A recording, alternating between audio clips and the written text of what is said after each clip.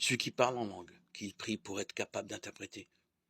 Si je prie dans une langue inconnue, mon esprit a beau être en prière, mon intelligence ne produit rien. Que vais-je donc faire?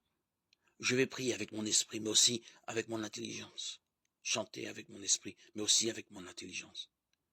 En effet, si tu dis une prière de bénédiction avec ton esprit seulement, alors celui qui est là et n'y connaît rien, comment va-t-il répondre Amen à ton action de grâce puisqu'il ne sait pas ce que tu dis? Toi, bien sûr, tu fais une belle action de grâce, mais ce n'est pas constructif pour l'autre. Je parle en langue plus que vous tous, et j'en rends grâce à Dieu.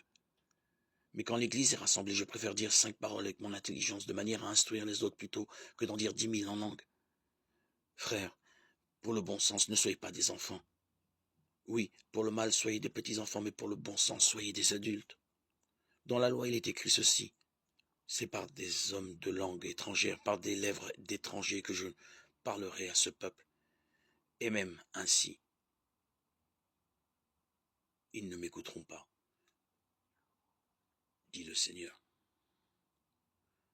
Cela veut dire que les langues sont un signe qui rend manifeste, non pas ceux qui croient, mais ceux qui ne veulent pas croire, alors que la prophétie rend manifeste non ceux qui ne veulent pas croire, mais ceux qui croient.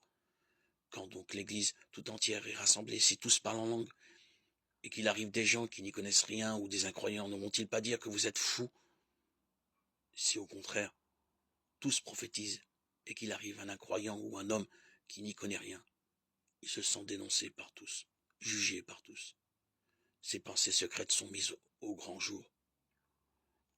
Il tombera la face contre terre pour adorer Dieu en proclamant: c'est vrai que Dieu est parmi vous. 1 Corinthiens 13, 25.